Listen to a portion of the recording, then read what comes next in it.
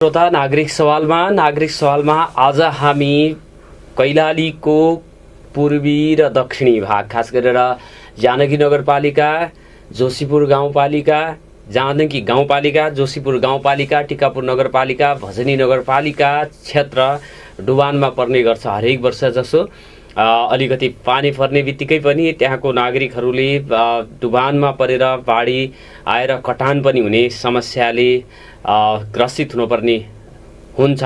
यो वर्ष पनि त्यस्तै भएको छ। बाढी आएको कारणले गर्दाखेरि हजारौं परिवार विस्थापित भएको अवस्था छ। राजमार्ग हुलाकी सडकमा आएर बसिराखेको, बस्नको लागि निकै नै असुरक्षा भएको, त्यसपछि खाद्यान्न लगायतको राहतका कुराहरूमा पनि नपाएको भन्ने कुरा छ। यद्यपि अहिले हिजो मात्रै हेर्दाखेरि हामीले विभिन्न समुदाय सामाजिक सङ्घ संस्थाहरूले त्यहाँ सहयोग गरेको छ। उद्योग वाणिज्य सङ्घ Kailali, rotary club, humanity foundation लगायतका सङ्घ संस्थाहरूले र स्थानीय तहको सरकार एवं विभिन्न सङ्घ संस्थाहरूले, विभिन्न व्यक्तिहरूका समूहहरूले, सामाजिक अभियन्ताहरूले पनि उक्त अवस्थामा सक्दो सहयोग गरिराखेको हामीले देखिराखेका छौँ। तथापि अझै विविध समस्या हुन जान्छन्। घरबाट विस्थापित हुनु पर्दाखेरि अन्नपात, लत्ता, कपडा भएको जे जस्तो छ सबै पानीले नष्ट अथवा भिजिसकेपछि, बिग्रिसकेपछिको अवस्था दयनीय हुन्छ। त्यो अवस्थाको हामी परिकल्पना पनि गर्न सक्दैनौँ। र यो चाहिँ डुबानको समस्या किन हुन्छ त्यो क्षेत्रमा भनेर सर्वप्रथम मैले कुराकानी गर्दैछु। पत्रकार महासङ्घ सुदूरपश्चिम प्रदेश कमिटीका महासचिव हुनुहुन्छ योगेश रावल, टिकापुरका पत्रकार हुनुहुन्छ, उहाँसँग मैले कुराकानी गर्नेछु। त्यसपछि सामाजिक अभियन्ता आलोकजङ साउद र केबी खनाल भनेपछि यहाँहरू सबैलाई थाहा छ, उहाँसँग कुराकानी गर्नेछु। कैलालीमा 66 सहित सुदूरपश्चिममा 168 जनामा कोरोना पुष्टि भएको छ। हिजो सङ्क्रमितको सङ्ख्या 4692 पुगेको छ। देशभरिमा सबैभन्दा बढी सङ्क्रमित रहेको दोस्रो प्रदेश सुदूरपश्चिम बनेको छ। सङ्क्रमणको दर अझ चाहिँ माथि बढिराखेको छ। सबैले संयमता र सजगता अपनाउनु होला भन्ने अनुरोध गर्दछु। कुराकानी गर्नुको लागि हामीसँग नेपाल पत्रकार महासङ्घ सुदूरपश्चिम प्रदेश समितिका महासचिव योगेश रावल जोडिनु भएको छ टिकापुरबाट, र टिकापुर लगायतको उक्त क्षेत्रको वस्तुस्थितिको बारेमा उहाँसँग राम्रो जानकारी छ। त्यहीँको मान्छे भएको हुँदाखेरि म उहाँसँग यो बाढी अथवा डुबानको समस्याको विषयमा कुराकानी गर्नेछु। योगेशजी, नागरिक सवालमा यहाँलाई हार्दिक स्वागत छ। नमस्कार। धन्यवाद नारायणजी। हजुर, आराम हुनुहुन्छ? आरामै छु नारायण। यो टिकापुर, भजनी, त्यसपछि तपाईँको जानकी गाउँपालिका, यो जोशीपुर गाउँपालिका लगायतको क्षेत्र हरेक वर्ष चाहिँ यो डुबानमा हुने, डुबानपछि कटान पनि हुन्छ होला।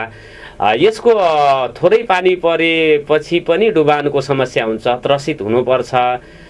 खास यसको डुबानको इतिहास धेरै पहिलेदेखि त्यहाँको नागरिकहरूले त्यो समस्या भोग्नु परेको हो या केही वर्ष यता यो समस्या बढिराखेको पाउनु भएको छ यहाँले?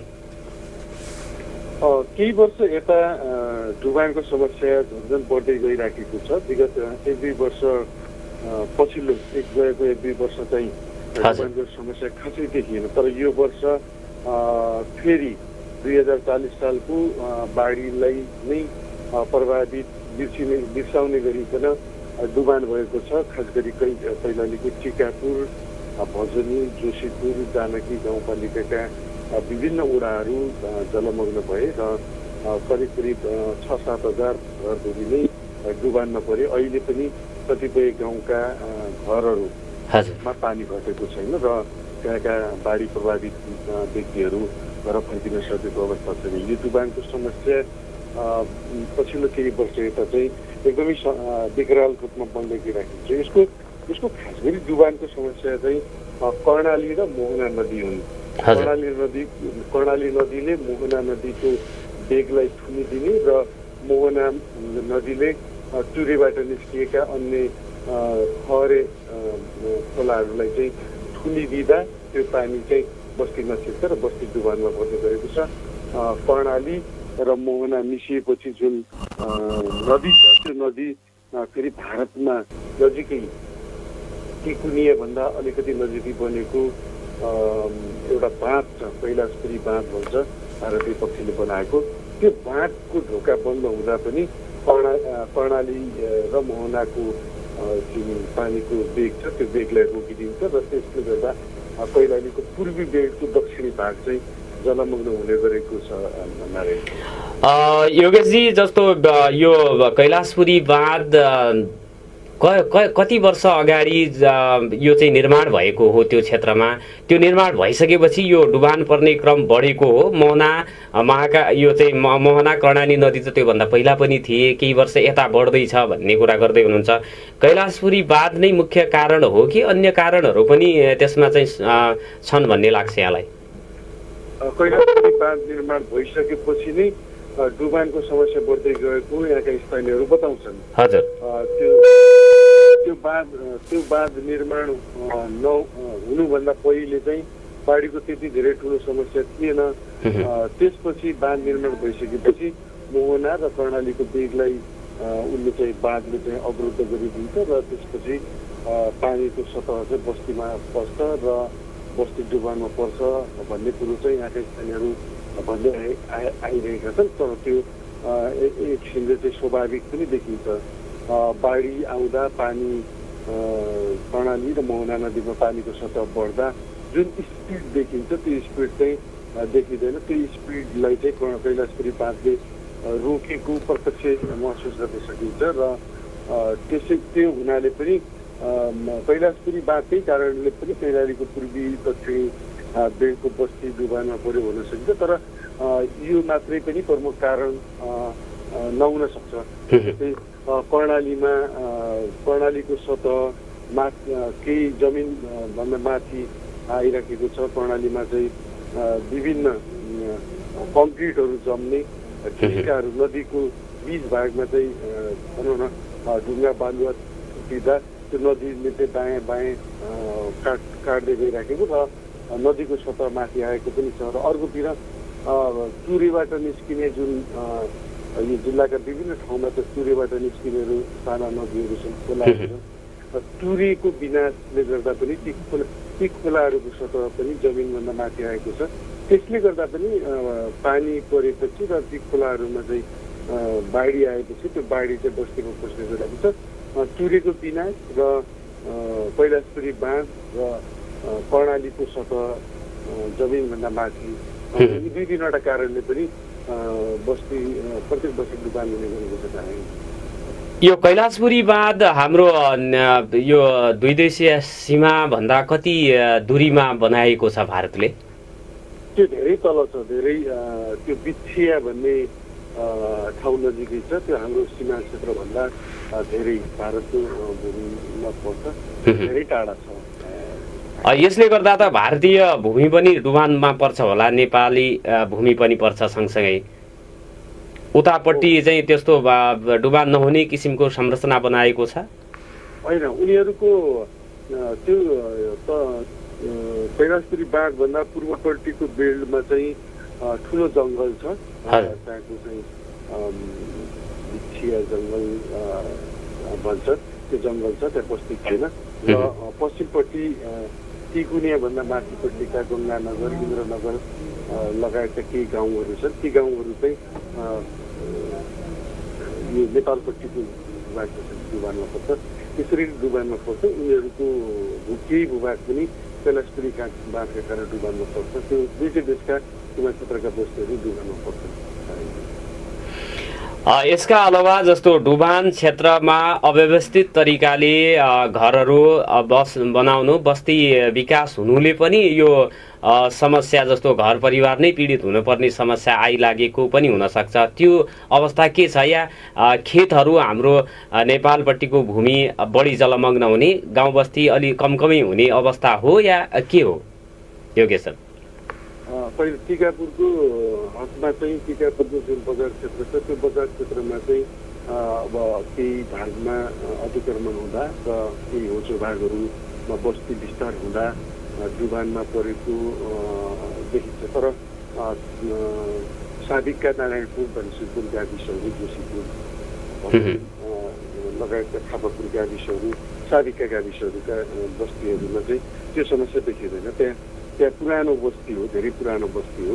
त्यहाँ नाला अतिक्रमण हुने खालको चाहिँ छैन। तर टिकापुरको जुन बजार क्षेत्र छ त्यो बजार क्षेत्रमा चाहिँ केही ठाउँमा चाहिँ अब प्लानिङ अनुसार केही होचो भागमा पनि प्लानिङ छ, घडेरीहरू छन्, त्यो घडेरीहरूमा चाहिँ घर विस्तार भएका छन्, त्यो होचो भूभाग पनि पुरिँदै आएको छ र जहाँ पानीको निकास भइरहेको थियो, पानी बग्न सक्ने सहजै रूपमा ती सहजै बग्न सक्ने भूभागहरूमा पनि अब बस्ती विस्तार भइसकेपछि त्यो पानी चाहिँ बस्तीभित्र छिरेको छ। त्यो बजारको हकमा चाहिँ बस्ती अतिक्रमण हुँदा डुबानमा पर्ने समस्या छ भने, तर अरू दक्षिणी बेल्टतिर चाहिँ त्यसो बस्ती विस्तार भएका कारण डुबान हुने छैन। त्यहाँ पहिलेदेखि नै पुरानो बस्ती भएका कारण त्यहाँ त्यस्तो बस्ती विस्तारको त्यस्तो अब यो डुबान हुन्छ तपाईँले त अब धेरै सानो अवस्थादेखि देखिराख्नु भएको छ। एउटा पत्रकारको हिसाबले धेरै कुराहरू तपाईँहरूलाई जानकारी हुन्छ। डुबानबाट कम क्षति होस् र डुबान पनि कम होस् भन्नको लागि सरकारले, राज्यले, जनसमुदायले के कस्तो अब उपायहरू, पूर्व तयारीहरू अपनायो भने धनजनको क्षति हुने क्रम कम हुन्थ्यो र डुबानको समस्या पनि कम हुन्थ्यो जस्तो लाग्छ कि उपायहरू तपाईँले भन्न सक्नुहुन्छ? डुबानको क्षति कम हुनका लागि त त्यस्तो प्रभावकारी केही त्यस्तो संरचना भनौँ न, त्यो खालको चाहिँ पूर्व सूचना केही पनि लाग्दैन। तर जन्मनको क्षतिका लागि राज्यको तर्फबाट र विभिन्न गैर सरकारी संस्थाहरूले बाढी पूर्व सूचना प्रणाली भन्ने छ। चिसापानीमा त्यसको मापन हुन्छ र प्रणालीका विभिन्न 6-7वटा ठाउँमा चाहिँ पहाडी क्षेत्रमा पनि त्यसको जलचल स्तर मापन हुन्छ र त्यो पूर्व सूचना प्रणालीका कारण अहिलेसम्म 2040 सालको बाढी भन्छन् यहाँका स्थानीय बासिन्दाहरू। 2040 सालमा ठुलो जनधनको क्षति भएको र अहिले पनि त्योभन्दा ठुलो बाढी आउँदा पनि, त्योभन्दा बढी धेरै जलमग्न हुँदा पनि 2040 सालको बाढीलाई चाहिँ तुलना गरिन्छ। 2040 सालको बाढीभन्दा कम हो कि 2040 सालको बाढीभन्दा बढी हो कि भन्ने खालको तुलना गरिन्छ। तर 2040 सालभन्दा पछिका वर्षहरूमा चाहिँ जनधनको क्षति कम भएको, तर यद्यपि यो वर्ष धेरै वर्षपछि चाहिँ 3 जनाले चाहिँ बाढीमा डुबेर ज्यान गुमाएका छन् र जनधनको क्षति चाहिँ केही वर्ष यता चाहिँ कम हुँदै आएको छ। यसको मुख्य कारण हो बाढी पूर्व सूचना प्रणाली जुन राज्यका स्तरबाट बनाइएको छ, एउटा संरचना पहाडी प्रणालीको पहाडी बेल्टमा जुन ठाउँमा चाहिँ जलमापन केन्द्रहरू छन्, त्यो मापन केन्द्रहरूले चाहिँ कर्मशः दक्षिणतिरका चाहिँ जलमापन केन्द्रहरूलाई चाहिँ सूचना दिन्छ र कर्णाली चिसापानीमा रहेको बाढी सूचना प्रणालीको हेड लिडर हुनुहुन्छ पार्वती गुरुङ। उहाँले चाहिँ कैलालीका बस्तीहरू र बल्दियाको पश्चिमी बेल्टका बस्तीहरू जहाँ कर्णालीले सहजै डुबान पार्न सक्छ, कर्णाली तटीय क्षेत्रका बस्तीहरूमा चाहिँ सूचना दिनुहुन्छ बाढीको अवस्था यो छ, तपाईँहरूले सतर्क रहनुहोस्, घर छोडेर हिँड्नुहोस् भन्ने खालको छ। र यसका अलावा राज्यका तर्फबाट स्थानीय सरकारहरूले, विभिन्न गैर सरकारी संस्थाहरूले एकदमै बाढी प्रभावित क्षेत्रहरूमा उच्चा घर निर्माण गरेका छन्। ती उच्चा घरमा पनि केही परिवारहरूले चाहिँ जस्तै नागरिकहरू, अपाङ्गता भएका व्यक्तिहरू र बाढीबाट चाहिँ जोखिम पर्न सक्ने व्यक्तिहरूलाई बाढी आउन सक्ने सङ्केत पाइसकेपछि उहाँहरूले उच्चा घरमा लिएर राख्नुहुन्छ। त्यसले गर्दा पनि जनधनको क्षति चाहिँ केही कम हुने गरेको छ। र यद्यपि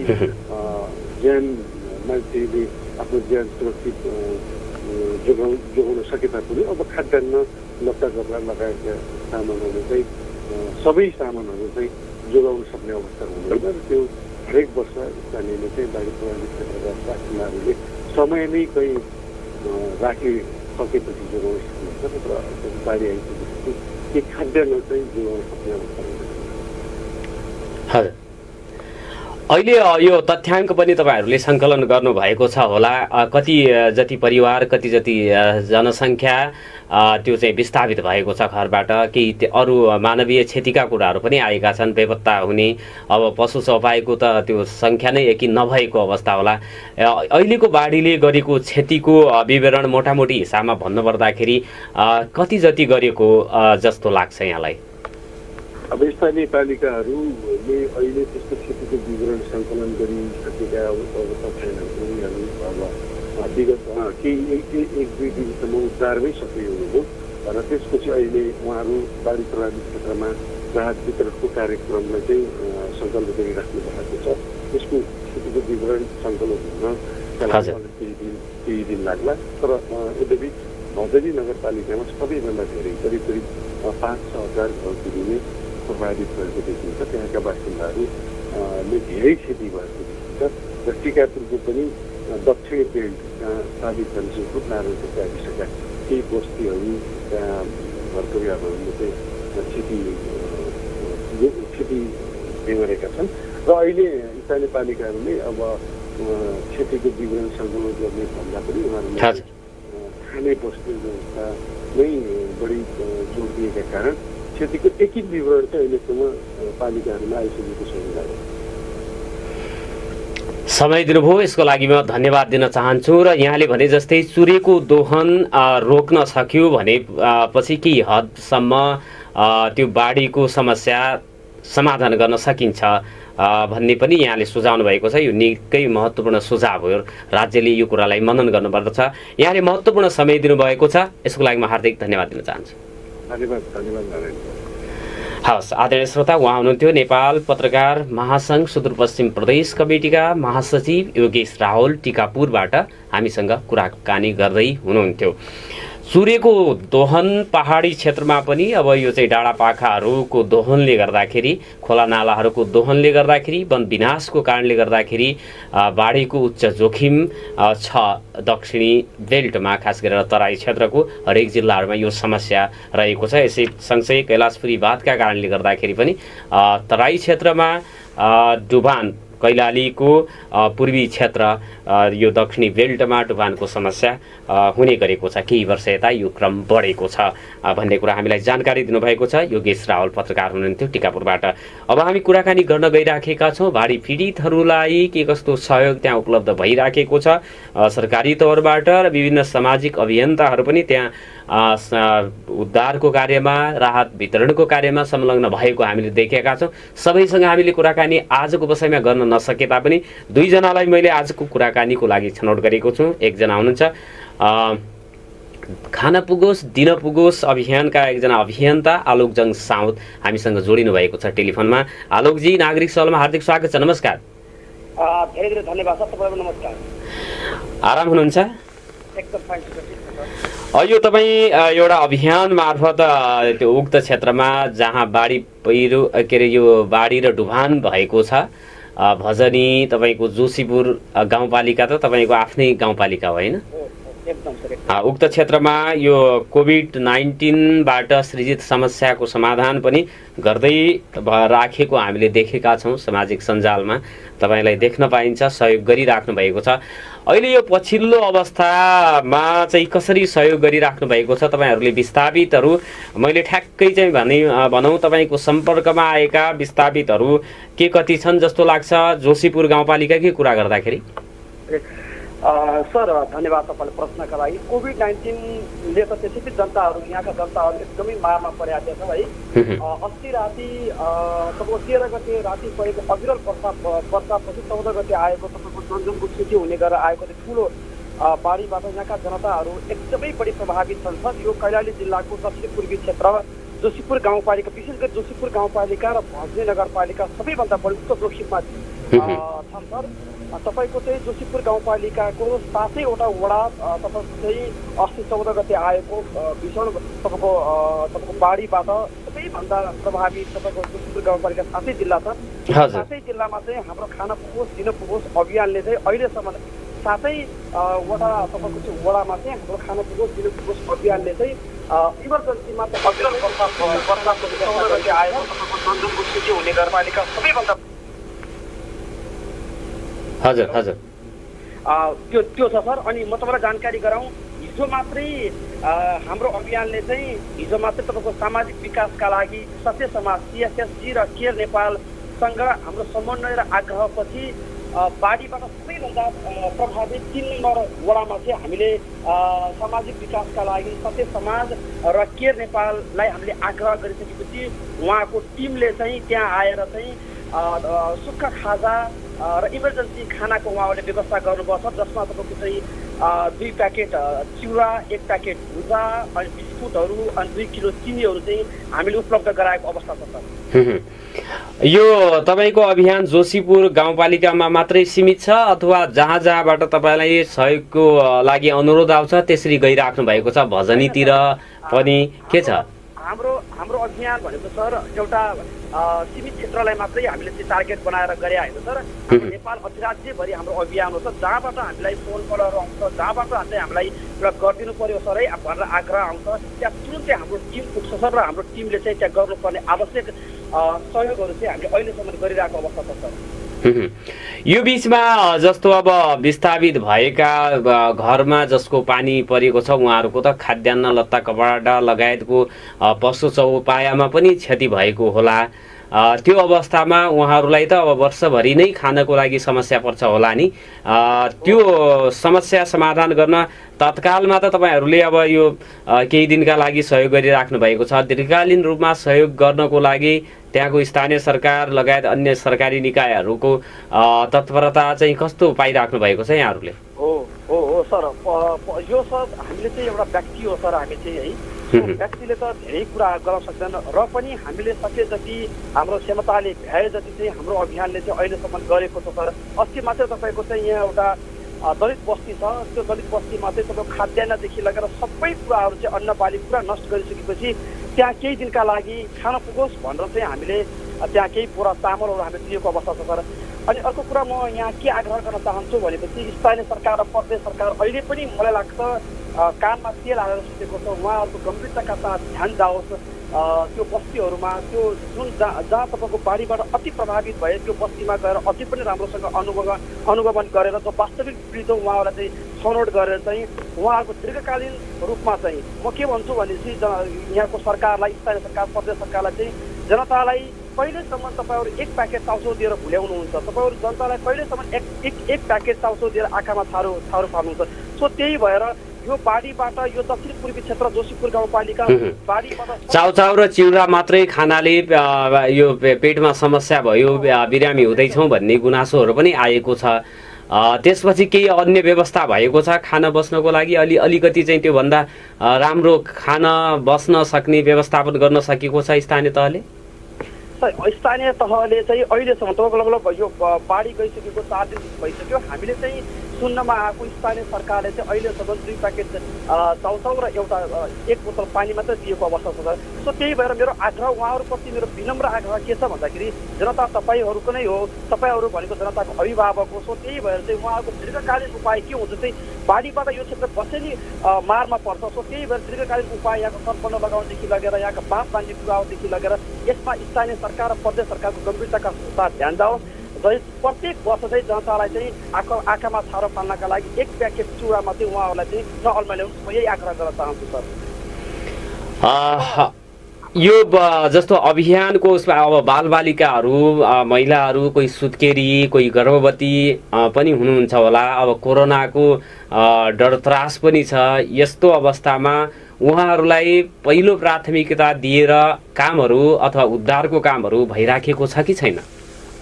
उद्धार त सर अस्ति नै हामीले पनि गऱ्यौँ र यहाँ नेपाली सेनाको टिमले पनि उद्धार गरिसकेको छ सर। यहाँ तपाईँको चाहिँ उद्धार त लगभग सर अब भइसकेको अवस्था छ। बस्नकै लागि रोडमै बस्नुपर्ने अवस्था आयो भन्ने कुराहरू पनि समाचारमा आएका थिए। अब रोडबाट कहीँ त्यस्तो विद्यालयहरू त्यस्तो सुरक्षित ठाउँमा लगेर बसाउन सकिराखेको छ स्थानीय तहहरूले?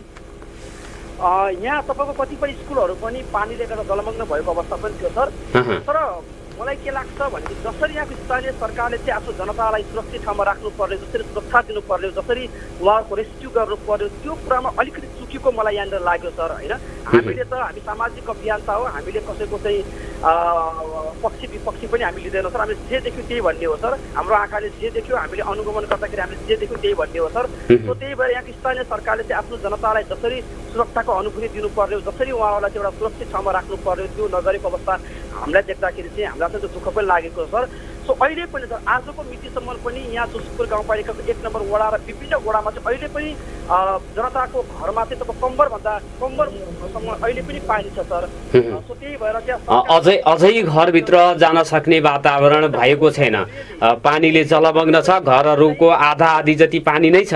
हो अहिले पनि उहाँहरूले चाहिँ आफ्नो घरमा सुरक्षितसँग बस्न सक्ने अवस्था छैन र अहिले पनि उहाँहरूको घरमा चुलो बल्न सक्ने अवस्था छैन। सो त्यही भएर अहिले पनि कुनै पनि स्थानीय तहको जनप्रतिनिधिहरू गएर आफ्नो जनतालाई चाहिँ एउटा सहानुभूति पनि प्रकट नगरेको देख्न पाउँदा हामी अत्यन्तै चिन्तित छौँ सर है। हाम्रो अभियानले चाहिँ वडाका जनप्रतिनिधिहरू, स्थानीय तहका जनप्रतिनिधिहरू अनि स्थानीय प्रशासन लगायत अब यो विभिन्न राजनीतिक दलका सङ्गठनहरू हुन्छन्, समाजमा विभिन्न क्लबहरू हुन्छन्, विभिन्न यो सामाजिक संस्थाहरू पनि हुन्छन्। त्यहाँ अब स्थानीय तहमै दर्ता भएर विभिन्न अभियान सञ्चालन गरिराखेका हुन्छन्। उहाँहरूबाट चाहिँ त्यस्तो यो अहिलेको अप्ठ्यारो परिस्थितिमा त्यहाँ सहयोग गर्ने काम, सहयोग हुने काम भएको छ कि छैन? हो, तपाईँमा एकदम वास्तविक कुरा गर्छु सर। यहाँनिर चाहिँ जहाँ जहाँ हाम्रो अभियानले चाहिँ हाम्रो जनताहरू भोकभोकी मर्नुहुन्न, उहाँहरूको चाहिँ घरमा चुलो बलेको छैन, उहाँहरूलाई चाहिँ हामीले केही न केही त गर्नुपर्छ है भनेर चाहिँ हामीले सुरुकै दिनबाट 14 गतेबाट नै उहाँहरूलाई चाहिँ हामीले चाउचाउ भुजाहरू हामीले उपलब्ध गरायौँ। हामी जहाँ जहाँ गयौँ, हाम्रो अभियान जहाँ जहाँ गयौँ, त्यहाँ कुनै पनि यहाँका क्लबहरू, यहाँका सङ्घ संस्थाहरू, यहाँका जनप्रतिनिधिहरू, यहाँको स्थानीय सरकार हामीले कतै पनि पुगेको देखेनौँ सर। हामीले प्रत्यक्ष मैले मेरो सामाजिक सञ्जाल फेसबुकमा पनि हालेको छु, त्यहाँ हामीले जनताहरूलाई सोद्धा चाहिँ कुनै पनि स्थानीय तहको गाउँपालिकाको अध्यक्ष, वडा अध्यक्षहरू, यहाँका क्लबहरू, यहाँका सङ्घ संस्थाहरू कुनै पनि त्यहाँ हाम्रो यहाँ पुग्नु भएन भन्ने उहाँहरूको जनगुनासो पनि छ सर होइन। सो त्यही भएर म सबैलाई के जहाँ जहाँ तपाईँ पुग्नु भएको छ त्यहाँको नागरिकहरूले त्यो गुनासो गरिराख्नु भएको छ र नागरिकको गुनासोलाई तपाईँले भनिराख्नु भएको छ। अब तपाईँ त्यो समुदायमै हुनुहुन्छ, अहिले त्यहाँको चाहिँ बाढीबाट पीडित नागरिकले सबभन्दा पहिला चाहिँ हामीलाई के सहयोग भइदियो भने हुन्थ्यो भन्ने भनिराख्नु भएको छ राज्यको तर्फबाट, सरकारको तर्फबाट? हामी त्यहाँ जाँदा र उहाँहरूको चाहिँ समस्यालाई हामीले सम्बोधन गर्दा, उहाँको समस्यालाई चाहिँ हामीले सुन्दा चाहिँ जसका घर भत्केका छन् उनीहरूले चाहिँ सरकारले हामीलाई घर नबनाइदिए पनि एटलिस्ट सामान्य रूपमा त्रिपाल दिए पनि हामी त्रिपाल मुनि पनि बस्न सक्छौँ केही दिनका लागि भन्ने गुनासो छ। र अर्को कुरा जसको अन्नहरू पुरै बगायो, जसको अन्नहरू पुरै नष्ट भयो, उहाँहरूले चाहिँ सरकारले केही दिनका लागि मात्रै हामीलाई चाहिँ अलिकति चामल, अलिकति दाल दिए पनि हामीलाई केही दिनका लागि राहत हुन्थ्यो भन्ने कुराहरू पनि उहाँहरू गर्दै हुनुहुन्छ। र अर्को कुरा जसको घरमा चुलो बलेको छैन उहाँहरूले चाहिँ हामीलाई सुक्खा खाजाको व्यवस्था गरिदिए पनि हामी नखाए पनि हाम्रो बालबच्चा र हाम्रो बुढापाकाहरूलाई चाहिँ हामीले बचाउन सक्थ्यौँ भन्ने उहाँहरूको आग्रह छ सर। हाम्रो अभियानले चाहिँ अहिलेसम्म प्रत्येक वडामा, जोशीपुर गाउँपालिकाका 7वटा वडामा चाहिँ हामीले हाम्रो अभियानबाट चाहिँ हामीले यो सुक्खा खाजा इमर्जेन्सी यो खाजाको चाहिँ हामीले व्यवस्था लगभग गरिसकेको सर। हिजो मात्रै हामीले चाहिँ सामाजिक विकासका लागि तपाईँहरूले त खाजाको व्यवस्था गरिराख्नु भएको छ, खाना खान पाइराखेको छन् कि छैनन् विस्थापितहरूले? अब सर अहिले पनि कतिपयको घरमा चाहिँ चुलो बलेको छैन सर। सो त्यही भएर उहाँहरूको घरमा आगो बाल्ने अवस्था छैन, त्यही भएर चाहिँ हामीले फास्ट फुडको चाहिँ व्यवस्था हामीले यहाँ चाहिँ गरेको अवस्था छ सर। हामीले चाहिँ आलोकजी समय दिनुभयो र त्यहाँको वस्तुस्थितिको बारेमा जे देख्नु भएको थियो त्यो कुरा जानकारी गराइदिनु भयो, यसको लागि म धन्यवाद दिन चाहन्छु। तपाईँलाई पनि धेरै धेरै धन्यवाद सर, यो अवसरका लागि, यहाँको समसामयिक विषयवस्तुका लागि विषयवस्तु राख्ने दिनुभयो, तपाईँलाई पनि धेरै धेरै धन्यवाद। आदरणीय श्रोता, कैलालीको पूर्वी र दक्षिणी भागमा खास गरेर जोशीपुर गाउँपालिका, जानकी गाउँपालिका, टिकापुर नगरपालिका, भजनी नगरपालिकाका विभिन्न ठाउँहरूमा 40 साल यताकै सबैभन्दा ठुलो बाढी आएको छ, डुबानमा परेको छ। अहिले पनि घरहरूको आधा आधी जलमग्न भएको अवस्था छ, खाद्यान्न लत्ता कपडा लगायतको चाहिँ उसमा पुरै क्षति भएको छ। त्यहाँको नागरिकहरूको हजारौँको सङ्ख्यामा घरबाट विस्थापित भएको नागरिकहरू छ। त्यो नागरिकहरूको समस्या बुझ्नको लागि सङ्घीय सरकारको ध्यानाकर्षण भएन भन्ने गुनासोहरू पनि आइराखेका छन् र त्यहाँको स्थानीय तहहरू पनि अब हामी सक्दैनौँ भनेर पन्छिएको अवस्था पनि छ, त्यो हामी नसक्ने कुरा पनि बताइराखेका छन् भनेर त्यहाँको नागरिकहरूले जनगुनासो गरिराखेको अवस्था छ। 8 बजेको छ आदरणीय श्रोता, टाइम चेक र छोटो व्यापारिक विश्राममा जाउँ, त्यसपछि हामी सामाजिक अभियन्ता केपी खनालसँग कुराकानी गर्नेछौँ। नागरिक सवालमा यो प्रविधिको समस्याले गर्दाखेरि पुनः हामीले अवरुद्ध हुनु पर्यो, यसको लागि पुनः क्षमा माग्न चाहन्छु। हामी अभिषेकजीसँग कुराकानी गर्नेछौँ। अभिषेक नाथजी बाजुरामा हुनुहुन्छ, युवा र यो राप्रवि सङ्घसँग पनि आबद्ध हुनुहुन्छ उहाँसँग मैले कुराकानी गर्नेछु। बाजुरामा कसरी सहयोग गरिराख्नु भएको छ, के छ त्यहाँको चाहिँ विभिन्न नागरिकहरूको अवस्था भनेर कुराकानी गर्नेछौँ। प्राविधिक कल्पनाजीले हामीलाई टेलिफोनमा जोड्दै हुनुहुन्छ र अभिषेकजी जोडिनु भएको छ। अभिषेकजी, नागरिक सहलमा हार्दिक स्वागत छ। नमस्कार। हजुर नमस्कार, धन्यवाद। हजुर, सन्चै हुनुहुन्छ? हजुर आराम छु अनि हजुर? ठिक छौँ हामी पनि र कुशल कामना गर्दछौँ। बाजुरामा हुनुहुन्छ तपाईँ? हजुर अहिले म बाजुरामा छु। यो बाजुरामा के गर्दै हुनुहुन्छ? म अहिले यो बाजुरा दिदीगङ्गा नगरपालिकामा वडा नम्बर 10 मा। हजुर। अहिले विश्वभरि यो कोरोना महामारीले अक्रान्त अवस्थामा यो महामारीले गर्दा यहाँका केही एकल महिला, आर्थिक स्थिति कमजोरी भएका अनि अशक्तहरूलाई चाहिँ मैले एउटा राहत दिने यो सामान्य अभियान गरिरहेको छु। कति परिवारलाई तपाईँले राहत दिइराख्नु भएको छ, त्यो विवरण पनि होला तपाईँसँग? कस्तो परिवारलाई राहत दिइराख्नु भएको छ अभिषेकजी? अहिलेसम्म 10 जनालाई दिएको छु मैले, प्रदान गरिएको छ राहत। के दिइराख्नु भएको छ? खाद्यान्न, दाल चामलहरू? हजुर, चामल अनि नुन, तरकारी, तेलहरू, दाल, सिमी हो। यो राहत त स्थानीय तहले सरकारले पहिले नै पनि दिनु भनेर भनेको थियो, त्यहाँको समुदायलाई नदिएको भएर तपाईँ दिँदै हुनुहुन्छ कि उहाँहरूसँग अब त्यो दिएको सिद्धिएर फेरि खाने जोहो नहुँदाखेरि त्यो देखेर तपाईँले दिइराख्नु भएको छ? यो चाहिँ मैले आफैले नै गरिरहेको हो। यो सरकारले, यो स्थानीय तहले भन्दा पनि मैले एउटा यो धेरै पछि एउटा आफ्नो ठाउँ, यो जन्मभूमिमा म आएको कारणले मैले यहाँ यो ठाउँमा केही गरौँ नि भन्ने सोचले आफ्नो सोच बनाएर एउटा यो अभियान गरेको। विशेष गरेर चाहिँ मैले हजुरको अब एकल महिला अथवा एकदमै आर्थिक स्थिति कमजोर भएका व्यक्तिहरूलाई चाहिँ मैले दिने अभियान गरेको हो यो। त्यसमा मैले अहिले यसमा चाहिँ अब मैले आफैले नै गरिरहेको छु। अब मैले अब यो अभियानमा चाहिँ जोडिन चाहनेलाई म यो मार्फत विनिश्चय मार्फत पनि म कार्यक्रम मार्फत भन्न पनि चाहन्छु। यसमा जोडिन चाहने, सहयोग गर्न चाहनुहुने अहिले त विपन्न, दलित, एकल महिला, त्यस्तो परिवार जहाँ चाहिँ खाना को अवस्था छैन, व्यवस्था छैन, कमाइको स्रोत पनि नभएको परिवारलाई पहिचान गरेर तपाईँ आफै पहिचान गरेर त्यो दिइराख्नु भएको छ।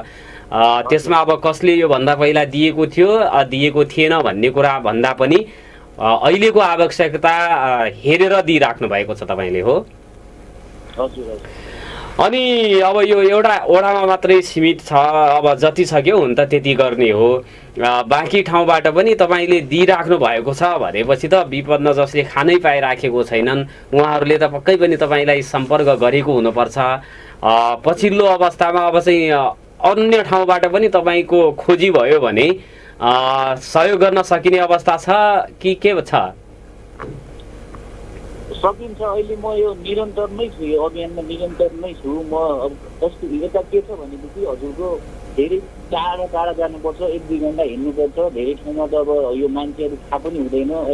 अहिले झन्डै 10 जनालाई थाहा भएर 10 जनालाई दिएँ। अघि अब केही लिस्टहरू मैले मगाएको छु, अब त्यो आयो भने फेरि पनि म जान्छु, दिन्छु। मैले अहिले चाहिँ एउटा अब उहाँहरूलाई एकजना परिवारलाई 25 केजी चामल, 1 केजी दाल अनि नुन, तेल, तरकारी गरेर यसरी दिइरहेको छु मैले।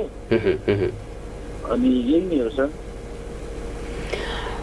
प्रत्येक परिवारलाई त्यो परिवारको सङ्ख्या हेरेर र तपाईँको क्षमता पनि हेरेर, परिवारको अवस्थालाई हेरेर तपाईँले राहत दिइराख्नु भएको छ।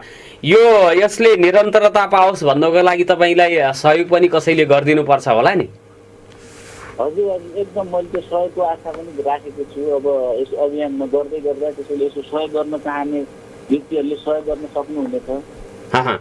अब उस्तै पनि बाजुरा यो मानव विकास सूचकाङ्कको आधारमा 77वटै जिल्लाभन्दा सबैभन्दा पुछारमा छ।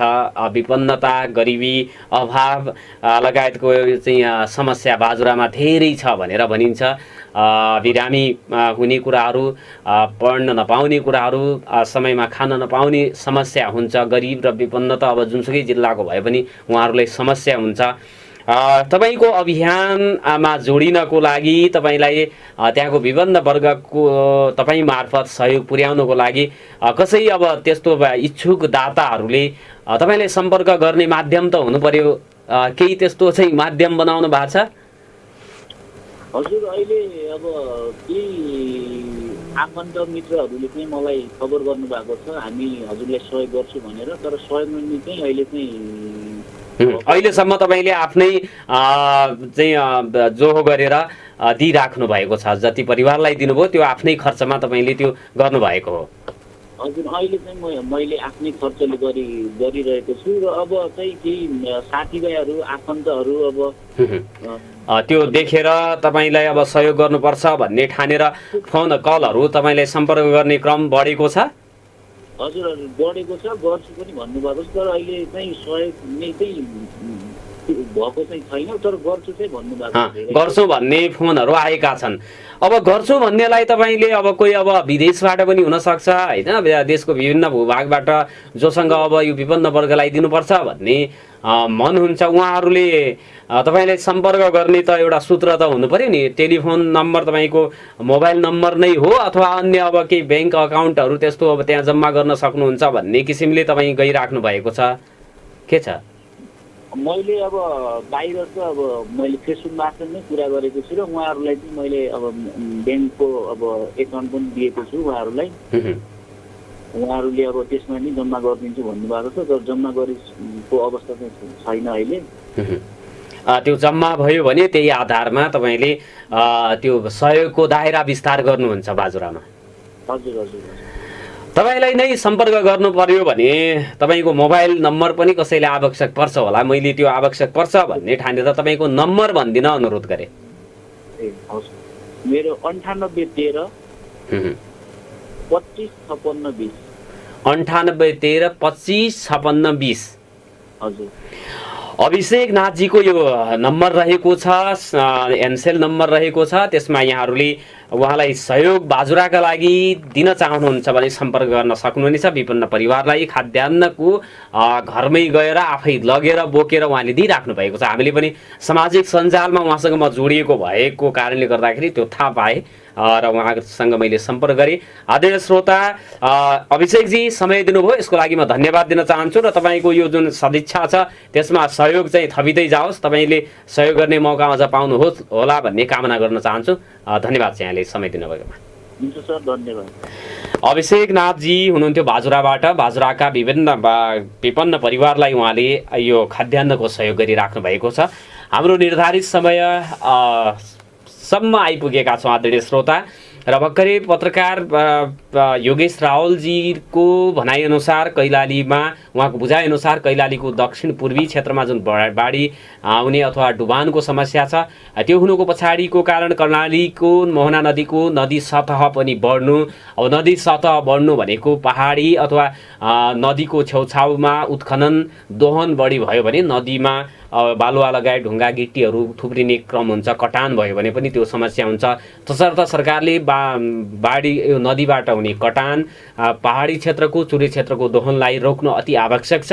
चुरे क्षेत्रको दोहन रोक्नको लागि जथाभावी ढुङ्गा गिट्टी बालुवा उत्खनन गर्ने कामहरू, वन जङ्गल विनाश गर्ने कामहरू र यो चाहिँ अब वन अतिक्रमण गर्ने कुराहरू रोक्नुपर्ने हुन्छ भन्ने कुरा पनि उहाँले सुझाउनु भएको छ।